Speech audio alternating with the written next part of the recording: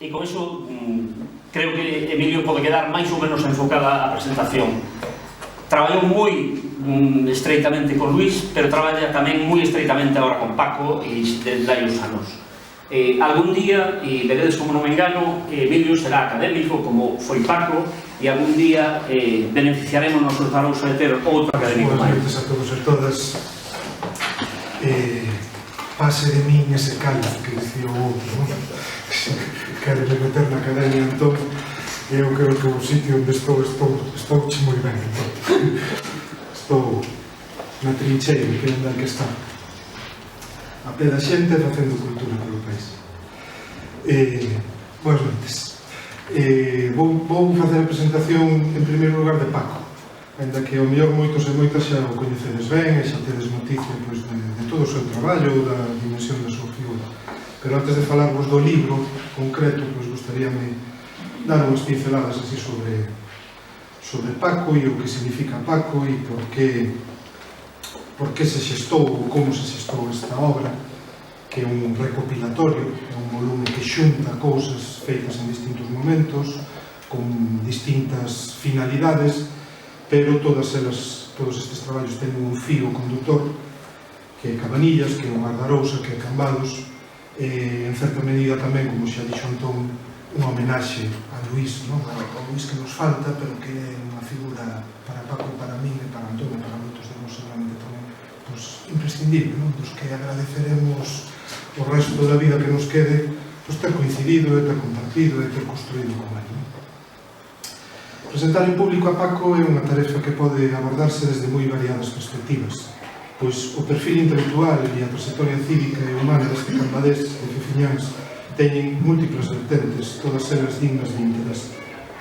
Desde que nos coñecemos nos tempos da miña etapa universitaria, eu como estudante e el como profesor, alá polo ano 1986, hai agora a frioleira de 30 anos case, veño sendo testemunha directa e constante do seu traballar arreo pola lingua, pola cultura, pola dignidade de Galiza, sempre como unha humilde formiga, obreira, non por iso menos entusiasta nin menos empregada, dando o callo sin afán de medallas, arrimando o ombreiro sin querer ser nunca máis que ninguén, erguendo e sostendo pacientemente iniciativas desde abaixo para facer precar sementeira constante de amor á terra.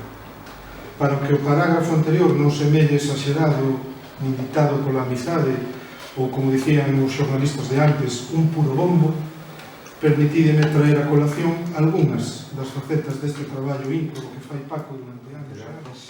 Moitas grazas a todos os presentes, moitas grazas aos responsables da Galería Pesada por apoiarnos, moitas grazas a Antón por no seu día suxerir que fixéramos aquí un acto, non só polo libro en sí, sino como homenaxe merecidísimo a Luís, que está explícita e implícitamente en moitas páxinas do libro. E moitísimas grazas ao meu ex-alumno, un dos mellores alumnos, e tive milleiros de na facultad, que é Emilio Insua, e non só ex-alumno, sino compañeiro de batallas por unha universidade galega, galeguizada, científica e tantas outras cousas. E por moitas compañeros, moitas batallas, como a Argentía, etc. Pois si, eu, ainda que son de Cambados, eu sempre me sentí bastante do rock. De feito, as miñas primeiras vacacións da miña vida eran os 10 anos, eu viña, a partir dos 10 anos, a Meloxo. Viña na motora, naquela motora que puña de Grobre na Toja Cambados, eu viña no Marino, e despois eu viña na miña irmán, viñamos desde o Porto, andando pola carretera esa toda bella que había, ata Meloxo, onde eu realmente era moi feliz naquele Meloxo, que non ten nada que ver con Meloxo da Rua. Era unha cousa sinxeliña, era outro Meloxo. E ali tamén foi cando descubrín o de Katanga, que era como se chamaba. Logo despois un día Luís díxome que el dun meeting, cando se presentou para a alcaldía do Bloque, e fui dar un meeting ali e que falou de Katanga, que saltou un individuo que lle dixo: "Oye, isto é a Virgen das Mareas, E, bueno, para mí sigue sendo Katanga, igual que o de na Nova Corea, e tantos estes bairros que se fixeron, inclusive connotacións pejorativas. Eu estou encantado de estar aquí, xa digo, por Luís, logo falarei dele, porque, como xa digo, está no libro en moitísimas páxinas. E como dixo antes Emilio, estou pois moi feliz de que 36 horas antes da súa morte, el tivera nas súas mans o único exemplar que había en Galicia deste libro. Porque só había un exemplar que mandaran a librería Xerais, a imprenta a Xerais para darle este prazo, e le mandaron a min, e eu levei a Luís. Non somente o tivo na man, senón que lle fixen que lera a lapela e que lera en voz alta o final da lapela. Onde eu estaba falando de díxome que me pasei un pouquinho poñendo e non de pasarme nada de nada. Certo, pois, foi algo que vivimos en Emilio Meisero, tamén foi...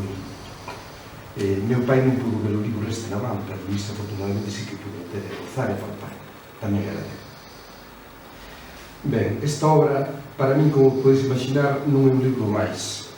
En certo modo é un retorno á vida e ás paisaxes onde me criei, que sempre estiven e estén presentes, moi presentes. O libro é fundamentalmente a miña particular homenaxe ao meu admirado Ramón Cabanillas, poeta e dramaturgo, que naceu e se criou na Viliña de Fefiñás, que é a mesma viliña onde eu nací e que criei. Eu non podo dicir que o vise en vida, se cadra vino, pero non podo asegurar que o vise. Pero teño contado que unha tarde vin o asistín atónito como pasaba un mundo de xente polo emblemático paseo da calzada de Cambados detrás da caixa dun morto que eu non sabía que eu ia enterrar. Lembro perfectamente o día de inauguración do monumento a Sorei diante da súa casa ali en Pefiñáns. Mesmo lembro quen falou, foron 12 de outubro, eu tiña 13 ou 14 anos, e acudirei ao seu acto, pero no caso de Cabanillas lembro moi vagamente a inauguración do seu monumento na calzada, foi aquela tiña 29 anos, eu andaba a regar por ali, comigo a pelo non ia, só sei que o acto foi precioso, polo que ten contado Núñez Ferrín que asistiu ao acto, e que sei que a intervención do Otero Pedrallo fora magistral. Iso sí, como se dixo en parte Emilio, eu desde neno pasei moitas veces, polo menos 4 veces ao día, por diante do monumento, e a xiña me quedou grabada, en que me conocía a Cabanillas, esa dedicatoria que está na labrada en pedra no seu monumento, que é a dedicatoria que aparece en Bento Mareiro, que escribiu en canal, que se llama Timio Cambado, por Fidalgo Soñador. Eu aprendi aí como tantísimos cambadeses. Da mesma maneira que daba a volta ao monumento e aprendi de memoria, eu pensaba que aquela, cando era pequeno, que era un poema. Sabía de memoria todos os títulos dos libros, hasta aparecía un poema. Moitas satisfaccións me ten dado Cabanillas. Primeiro, cando sendo estudante universitario, marquei a obra completa que preparara Paco del Riego, que se publicara en Buenos Aires, Edicións Galicia, e que era unha obra daquela semi-prohibida ou semi-clandestina. A tapa verde. E moitas outras máis satisfaccións me deu este autor despois de que en setembro do 99 ingresei na Academia Galega nun acto celebrado nun instituto que leva o seu nome ali frente ao cementerio onde en principio enterrado. Desde finales de 2006, despois de que a Asociación Campadesa unha grande chea, que seguramente algúns coñecedes, algúns representantes, é unha asociación, en principio, amiga da troula e do entroido. O sea, en teoría, un grupo de carallals, dito con todo respeto, pero en absoluto. Estes amigos da troula, que tan boa labor teñen feito en Cambados, resulta que en novembro de 2006, cando se conmemorou un dos cabodanos de Cabanillas, acudiron ali a Bonaval e nas páxinas da prensa denunciaron o estado calamitoso en que estaba Cabanillas, ali tirado no chan, atrinchado por Bonaval, sin o epitafio que lle pedía á muller, precisamente hai 100 anos. O poemario, o primeiro poema de Bento Mareiro, está dedicado a súa muller, ali o sexto soneto, o final de todo, o epitafio, que está en Fefiñás, que ali non aparece. E aparte deso, de unha grande chea, neses mesmos días, finais de 2006, querían facer un gran acto de homenaxe a Cabanillas. Pasa que daquela que mandaba en Cambados puxo 40.000 pexas para que non o fixeran. Ao final concederon no auditorio o víspera mesmo de noite boa. O 23 de decembro de 2006 fixeron un gran acto. Tive a sorte de participar. Non se atreveron a pedirme a mí que participara, acudiron a Luís como intermediario, que a mí me chocou, porque un dos organizadores é veciño meu, pero debían ter medo que eu non quixera participar. Pero foi o inicio para min de moitos dos actos que houve en Cambados ata hoxe. O sea, non só para apreciar moitísimas asociacións. En parte, iso é o que aparece aquí. O sea, a miña participación en moitos actos de colectivos moi diferentes, tanto a nivel institucional como a nivel particular. Aparte de ser un homenaxe a Cabanillas, o libro é un homenaxe a Cambados, que é a miña Ítaca. Por eso eu puxen aí moi conscientemente un poema que a mí me encanta, que é o poema Ítaca de Cabanis. O sea, non está todo, está o comezo e sobre todo o final. Parece un poema impresionante. Eu descubrí ese poema no seu día a través de 30 ou 40 anos cando cantaba Luis Llach, na versión de Carlos Riva. Foi como me enterei dese poema. Eu traducino ao galego porque me sigue encantando. Ben, pois, é un homenaxe a Cambados, ao meu Cambados, e sobre todo a xente, tanto que naceu en Cambados como que é de corazón cambadés, o caso de Emilio, que creou o rico patrimonio material e inmaterial que ali hai. E tamén un homenaxe a moita xente que Cambados está a facer unha cultura e unha arte viva, enraizada nos Onés, na Arousa e en Galicia, que a fin de contas é a obra que ten realmente valor universal, aquela que ten raíces na terra. E tamén un homenaxe a miña xente amiga de Cambados, a que leva moitos anos poñendo en valor a figura de Cabanillas, e tamén outra xente amiga, sobre todo da miña infancia. Eu criei entre xente que hoxe son mariñeiros, mariscadoras, ensinantes e persoas de outros oficios co que teño un contacto permanente. Eu simbolizo isto nun amigo meu de infancia que se chama Xoán Piñeiro, que é do lugar de Carballás. Carballás é un lugar rural de Cambados, na extrema con Milariño. Eu acudí moitísimo cando fixe un discurso de ingreso a este meu amigo para preguntarlle o léxico labrego.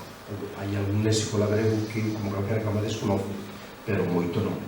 Eu acudín a ele para que me preguntase a nai ou os seus veciños dali de Carballás ou de Milariño, sin non entendía moito o que parecía Cabanillas. E tamén un homenaxe a moita xente de Cambados ou dos Onés que fui coñecendo nos últimos 15 anos, desde que eu volvín a miña Ítaca. E entre esta xente, pois, sin dúbida ningún, eu quero personalizalo en Luis Rey. Un excelente amigo que, despois de loitar, como ben sabedes, con moita dignidade contra a enfermidade durante varios anos, pois, enterramos no mes de agosto nun acto como ele gustaría. Os poemas de Cabanillas que a ele gustaban, eu sei que lle gustaban, porque eran dos que, cando fixemos o roteiro que se repartiu todas as casas de Cambados, pois aí estaba. E aparte, antes de seguir, quería simplemente un pequeno inciso para decirvos como coñecín a Luis, as casualidades da vida. Eu lia a Nosa Terra, porque estaba suscrito, e era no 96 ou 97 había unha noticia de que se acababa de editar un libriño que era unha asociación chamada Mascato. Acaba de editar un libriño que era Galeóns da Ría da Arousa e que se podía conseguir na Casa da Cultura de Cambados, na bella Casa da Cultura da calle Nova. Eu chamei ali e saí unha voz ao bibliotecario e preguntei se había ainda libros. Este bibliotecario ao momento mandoume o libro.